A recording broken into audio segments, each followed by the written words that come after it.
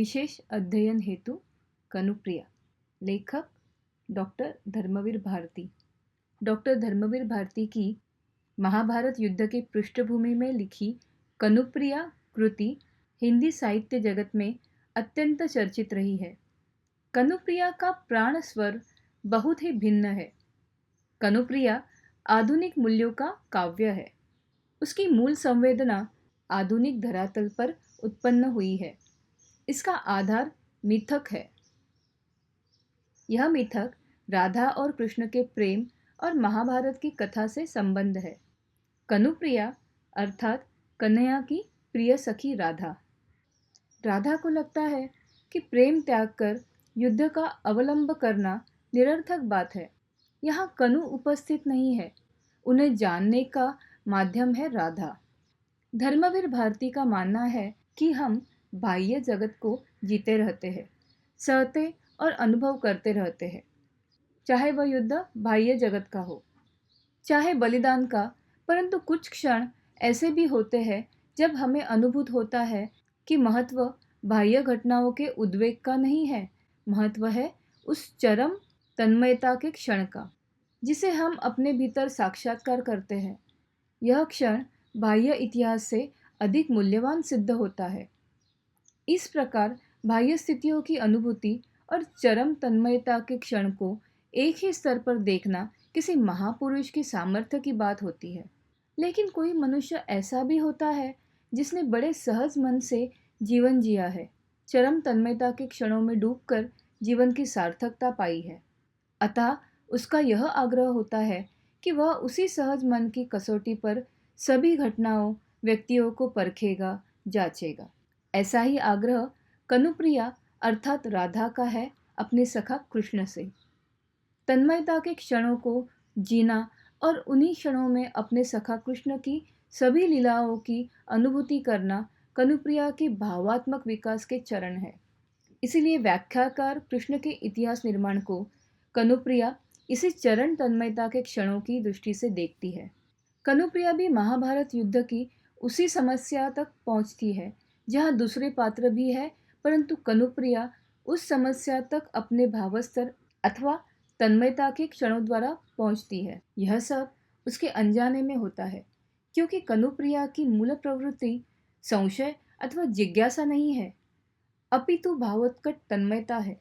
राधा कृष्ण से महाभारत युद्ध को लेकर कई प्रश्न पूछती है। महाभारत युद्ध में हुई जय पराजय, कृष्ण की भूमिका, युद्ध का उद्देश्य, युद्ध की भयानकता, प्रचंड संहार आदि बातों से संबंधित राधा का कृष्ण से हुआ संवाद यहाँ उद्धृत है। सेतु में राधा कहती है, हे कान्हा, इतिहास की बदली हुई इस करवट ने तुम्हें युद्ध का महानायक बना दिया, लेकिन हे कनु, इसके लिए बलि किसकी चढ़ी? तुम महानायक के शिखर पर अंततः मेरे ही सिर पर पैर रखकर आगे बढ़ गए। तो क्या कनु, इस लीला क्षेत्र से उठकर युद्ध क्षेत्र तक पहुंचकर ईश्वरीय स्वरूप धारण करने के बीच जो अलंघ्य दूरी थी, क्या उसके लिए तुमने मुझे ही सेतु बनाया? क्या मेरे प्रेम को तुमने साध्य न मानकर साधन माना? अब इन शिखरों, मृत्यु घाटियों के बीच बना यह पुल निरर्थक लगता है। कनु के बिना मेरा यह शरीर रूपी पुल निर्जीव, कपकपाता सा रह गया है। अतः जिसको जाना था वह तो मुझसे दूर चला गया है। अमंगल छाया। इस सर्ग में राधा के दो रूप दिखाई देते हैं।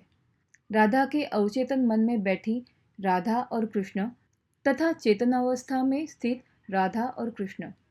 यहाँ अवचेतन मन में बैठी राधा चेतनावस्था में स्थित राधा को संबोधित करती है। हे राधा, घाट से ऊपर आते समय कदम्ब के नीचे खड़े कनु को देवता समझ प्रणाम करने के लिए तू जिस रास्ते आती थी, हे बावरी, अब तू उस राह से मत आ।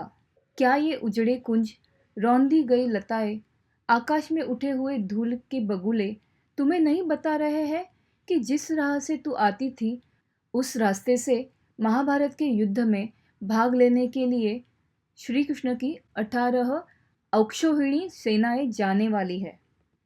आज तू पथ से दूर हट जा।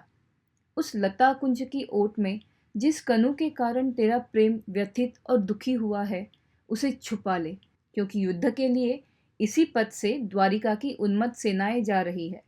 हे राधा, मैं मानती हूँ कि कनु सबसे अधिक तुम्हारा है। तुम उसके संपूर्ण व्यक्तित्व से परिचित हो। ये सारे सैनिक कनु के हैं, लेकिन ये तुम्हें नहीं जानते। यहाँ तक कि कनु भी इस समय तुमसे अनभिज्ञ हो गए हैं। यहीं पर तुम्हारे न आने पर सारी शाम आम की डाल का सहारा लिए कनु वंशी बजा बजा कर तुम्हें पुकारा करते थे। आज वह आम की डाल काट दी जाएगी। कारण यह है कि कृष्ण के सेनापतियों के तेज गति वाले रथों की ऊंची पताकाओं में यह डाल उलझती है, अटकती है। यही नहीं, पथ के किनारे खड़ा यह पवित्र अशोक पेड़ खंड खंड नहीं किया गया तो आश्चर्य नहीं होना चाहिए, क्योंकि अब यह युद्ध इतना प्रलयंकारी बन चुका है कि सेना के स्वागत में यदि ग्रामवासी तोरण नहीं सजाएंगे तो कदाचित यह ग्राम भी उजाड़ दिया जाएगा। हे कनुप्रिया, कनु के साथ तुमने व्यतीत किए हुए तन्मयता के गहरे क्षणों को कनु भूल चुके हैं। इस समय कृष्ण को केवल अपना वर्तमान काल अर्थात महाभारत का निर्णायक युद्ध ही याद है। हे कनुप्रिया, आज यदि कृष्ण युद्ध की इस हड़बड़ाहट में तुम और तुम्हारे प्यार से अपरिचित होकर तुमसे दूर चले गए हैं तो तुम्हें उदास नहीं होना चाहिए। हे राधे, तुम्हें तो गर्व होना चाहिए, क्योंकि किसके महान प्रेमी के पास अक्षौहिणी सेनाएं हैं? वह केवल तुम हो। एक प्रश्न। राधा कृष्ण को संबोधित करती है, मेरे महान कनु, अच्छा मान भी लो। एक क्षण के लिए मैं यह स्वीकार कर लूं कि तुम्हें लेकर जो कुछ मैंने सोचा, जिया, वे सब मेरी तन्मयता के गहरे क्षण थे। तुम मेरे इन क्षणों को भावावेश कहोगे, मेरी कोमल कल्पनाएं कहोगे। तुम्हारी दृष्टि से मेरी तन्मयता के गहरे क्षणों को व्यक्त करने वाले वे शब्द निरर्थक परंतु आकर्षक शब्द है। मान लो, एक क्षण के लिए मैं यह स्वीकार कर लूं कि महाभारत का यह युद्ध पाप पुण्य, धर्म अधर्म, न्याय दंड, क्षमाशील के बीच का युद्ध था। इसलिए इस युद्ध का होना इस युग का जीवित सत्य था, जिसके नायक तुम थे। फिर भी कनो, मैं तुम्हारे इस नायकत्व से परिचित नहीं हूँ। मैं तो वही तुम्हारी बावरी सखी हूँ, मित्र हूँ। तुमने मुझे जितना ज्ञान उपदेश दिया, मैंने उतना ही ज्ञान पाया है। मैंने सदैव तुमसे स्नेहासिक्त ज्ञान ही पाया। प्रेम और साख्य भाव को तुमने जितना मुझे दिया, वह पूरा का पूरा समेट कर संजो कर भी मैं तुम्हारे उन उदात्त और महान कार्यों को समझ नहीं पाई हूँ। उनके प्रयोजन का बोध मैं कभी कर नहीं पाई हूँ, क्योंकि मैंने तुम्हें सदैव तन्मयता के गहरे क्षणों में जिया है। जिस यमुना नदी में मैं स्वयं को निहारा करती थी और तुम में खो जाती थी, अब उस नदी में शस्त्रों से लदी असंख्य नौकाएं न जाने कहाँ आ जाती है। उस नदी की धारा में बहकर आने वाले टूटे रथ और फटी पताकाएं किसकी है? हे कनु, महाभारत का वह युद्ध जिसका कर्णधार तुम स्वयं को समझते हो, वह कुरुक्षेत्र, जहाँ एक पक्ष की सेनाएं हारी, दूसरे पक्ष की सेनाएं जीती, जहाँ गगनभेदी युद्ध घोष होता रहा, जहाँ क्रंदन स्वर गूंजता रहा, जहाँ अमानवीय और क्रूर घटनाएं घटित हुई और उन घटनाओं से पलायन किए हुए सैनिक बताते रहे, क्या यह सब सार्थक है कनु? यह गिद्ध जो चारों दिशाओं से उड़ उड़कर उत्तर दिशा की ओर जाते हैं, क्या उनको तुम बुलाते हो जैसे भटकी हुई गायों को बुलाते थे? हे कनु, मैं जो कुछ समझ पा रही हूँ, उतनी ही समझ मैंने तुमसे पाई है। उस समझ को बटोर कर भी मैं यह जान गई हूँ कि और भी बहुत कुछ है तुम्हारे पास, जिसका कोई भी अर्थ मैं समझ नहीं पाई हूँ। मेरी तन्मयता के गहरे क्षणों में मैंने उनको अनुभूत ही नहीं किया है। हे कनु, जिस तरह तुमने कुरुक्षेत्र के युद्ध मैदान पर अर्जुन को युद्ध का प्रयोजन समझाया, युद्ध की सार्थकता का पाठ पढ़ाया, वैसे मुझे भी युद्ध की सार्थकता समझाओ। यदि मेरे तन्मयता के गहरे क्षण तुम्हारी दृष्टि से अर्थहीन परंतु आकर्षक थे, तो तुम्हारी दृष्टि से सार्थक क्या है? शब्द अर्थहीन। राधा का चेतन मन अवचेतन मन को संबोधित कर रहा है। कनु, युद्ध की सार्थकता को तुम मुझे कैसे समझाओगे? सार्थकता को बताने वाले शब्द मेरे लिए अर्थहीन है। मेरे पास बैठकर मेरे रूखे बालों में उंगलियां उलझाए तुम्हारे कांपते होठों से प्रणय के शब्द निकले थे। तुम्हें कई स्थानों पर मैंने कर्म, स्वधर्म, निर्णय, दायित्व जैसे शब्दों को बोलते सुना है। मैं नहीं जानती कि अर्जुन ने इन शब्दों में क्या पाया है, लेकिन मैं इन शब्दों को सुनकर भी अर्जुन की तरह कुछ पाती नहीं हूँ। मैं राह में रुककर तुम्हारे उन अधरों की कल्पना करती हूँ, जिन अधरों से तुमने प्रणय के वे शब्द पहली बार कहे थे, जो मेरी तन्मयता के गहरे क्षणों की साक्ष्य बन गए थे। मैं कल्पना करती हूँ कि अर्जुन के स्थान पर मैं हूँ और मेरे मन में यह मोह उत्पन्न हो गया है।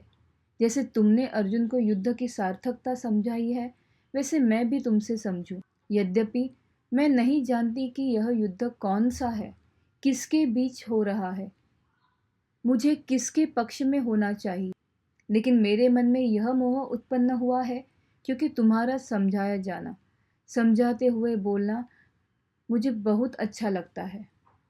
जब तुम मुझे समझाते हो तो लगता है जैसे युद्ध रुक गया है, सेनाएं स्तब्ध खड़ी रह गई है और इतिहास की गति रुक गई है और तुम मुझे समझा रहे हो। लेकिन कर्म, स्वधर्म, निर्णय, दायित्व जैसे जिन शब्दों को तुम कहते हो वे मेरे नितांत अर्थहीन है, क्योंकि ये शब्द मेरी तन्मयता के गहरे क्षणों के शब्द नहीं है। इन शब्दों के परे मैं तुम्हें अपनी तन्मयता के गहरे क्षणों में देखती हूँ कि तुम प्रणय की बातें कर रहे हो। प्रणय के एक एक शब्द को तुम समझकर मैं पी रही हूँ। तुम्हारा संपूर्ण व्यक्तित्व मेरे ऊपर जैसे छा जाता है। आभास होता है जैसे तुम्हारे जादू भरे होठों से ये शब्द रजनीगंधा के फूलों की तरह झर रहे हैं, एक के बाद एक। कनु, जिन शब्दों का तुम उच्चारण करते हो, कर्म, स्वधर्म, निर्णय, दायित्व, ये शब्द मुझ तक आते आते बदल जाते हैं। मुझे तो ये शब्द इस तरह सुनाई देते हैं, राधन, राधन, राधन। तुम्हारे द्वारा कहे जाने वाले शब्द असंख्य है, संख्यातीत है, लेकिन उनका एक ही अर्थ है, मैं, केवल मैं। अब बताओ तो कनु, इन शब्दों से तुम मुझे इतिहास कैसे समझाओगे? मेरी तन्मयता के गहरे क्षणों में जिए गए वे शब्द ही मुझे सार्थक लगते हैं।